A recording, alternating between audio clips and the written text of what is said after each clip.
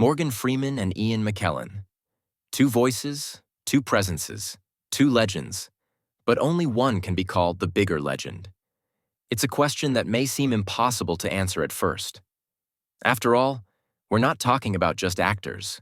We're talking about icons, monuments of storytelling, living symbols of gravitas, elegance, and timeless brilliance.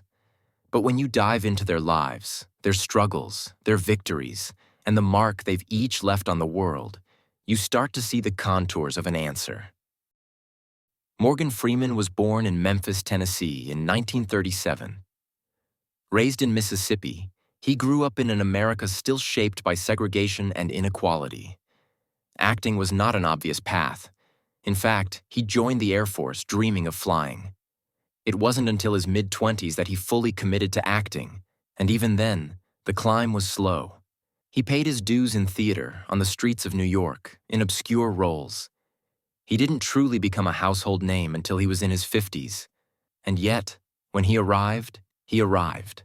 That voice, calm, commanding, instantly authoritative, became his signature. Jive, and I'm telling you, your music's arriving. Ha ha! What I say. It's Mel Mounds here with our special request game called The Same as Your Name. That measured presence, full of wisdom and empathy, made him unforgettable. Easy Reader, that's my name. Ian McKellen's story begins in Burnley, Lancashire, England in 1939.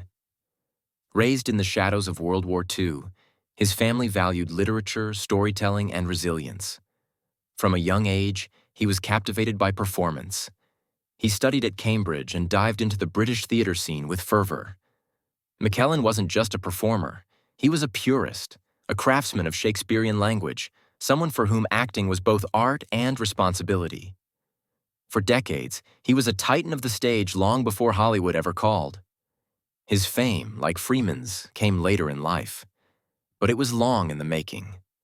But the reason Shakespeare is such a wonderful writer is not because of his characters or because of his stories, but because of the words.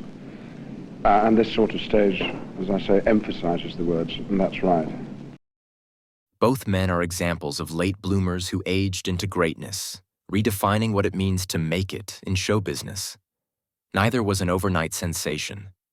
Their success was earned over decades, marked by setbacks, persistence, and transformation.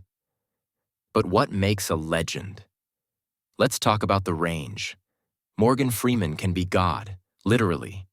He can be a prisoner with infinite dignity, like Red in The Shawshank Redemption. He can be a military officer, a detective, a chauffeur, a political leader. He often plays wise mentors. But what's fascinating is how he manages to bring depth to roles that could otherwise be cliché. When Freeman speaks, we listen, not just because of the tone, but because he brings authenticity. He doesn't overact. He's never desperate for attention. His restraint is his power. McKellen, on the other hand, is a theatrical force. He is Gandalf the Grey and the White. He is Magneto. He is Richard III. He's not just an actor, he's a transformer. He can be gentle, terrifying, righteous, or tragic, sometimes all in the same scene. Theatrical, yes, but never hollow. One reason this comparison is so compelling is that both actors have been defined by roles that transcend cinema. For Freeman, The Shawshank Redemption might be the definitive one. A movie that didn't do well at the box office, but slowly became one of the most beloved films of all time. Then there's Driving Miss Daisy, Seven, $1 Million Baby, Bruce Almighty, Invictus. He even played Nelson Mandela. The man has become a symbol of moral clarity, wisdom, and trust. There's a reason people joke that if God had a voice, it would be Morgan Freeman's. McKellen's defining role is undeniably Gandalf, a role that catapulted him into international stardom in his 60s. His Gandalf wasn't just magical, he was human. And then, almost paradoxically, McKellen was also Magneto, the militant, complex villain of the X-Men series. In one universe, he's a savior. In another, a revolutionary. In both, he's unforgettable. Let's talk accolades.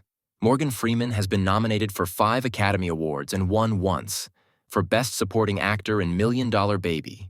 He's also won a Golden Globe and a Screen Actors Guild Award. He's received the Kennedy Center Honors, the Cecil B. DeMille Award, and even the Presidential Medal of Freedom. Ian McKellen has been nominated for 2 Academy Awards, though he has never won. But his legacy is no less gilded. He's received a Tony, 6 Laurence Olivier Awards, a Golden Globe, and a SAG Award. He was knighted by Queen Elizabeth II in 1991 and later appointed to the Order of the Companions of Honor, an exclusive recognition for his service to drama. He's revered not only for his acting. Openly gay for decades, McKellen has used his fame as a platform for equality and dignity.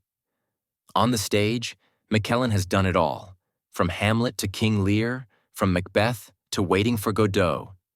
He is theater royalty.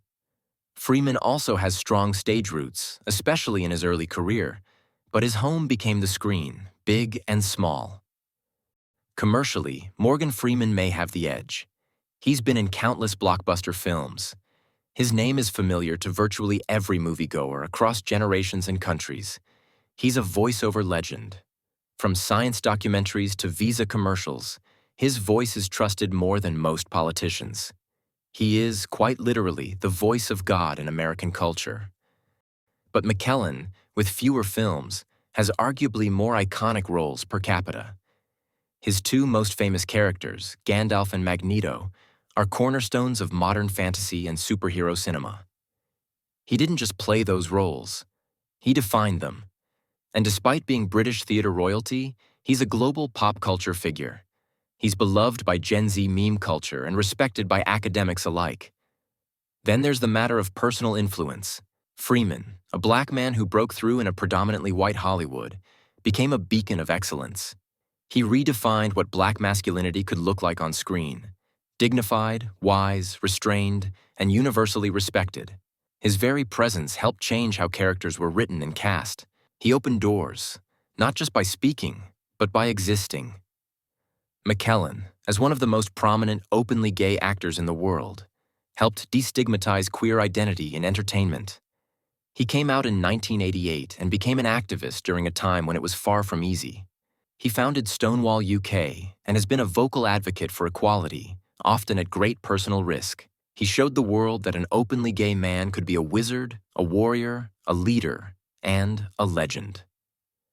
Financially, Freeman is estimated to be worth around $250 million. McKellen's net worth is smaller, estimated around $60 to $70 million. That gap is partly due to the sheer number of commercial films Freeman has done, and his prolific voiceover and narration work. But money isn't everything. And in terms of legacy, both men are titans. So who's the bigger legend? It depends on what you value most. If you value commercial success, iconic voice work, and cultural trust, then Freeman may take the crown. If you value theatrical mastery, character transformation, and fearless advocacy, McKellen could be your choice. But here's what makes this duel beautiful. Both men changed the world without ever needing to shout. They didn't rely on scandal or shock or speed. They relied on substance, on presence, on truth. Morgan Freeman and Ian McKellen are living proof that greatness doesn't have to be loud, that legends are built over decades, that dignity, discipline, and depth still matter. And in a world obsessed with instant fame, that might just be the most legendary thing of all. So now we turn the question to you. In your eyes, who's the bigger legend? Is it the calm, steady wisdom of Morgan Freeman, or the theatrical brilliance and bold courage of Ian McKellen? Drop your thoughts in the comments. We read every single one. And if you enjoyed this journey through 2 incredible lives, don't forget to hit the like button. Thanks for watching. We'll see you in the next one.